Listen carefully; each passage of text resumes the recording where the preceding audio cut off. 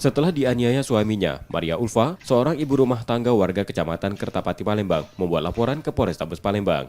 Dalam laporannya, pelapor menceritakan ketika sedang tidur dibangunkan terlapor yang meminta uang Rp200.000.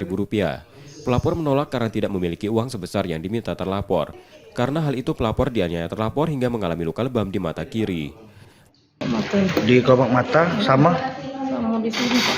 di kening. Iya. Pecah.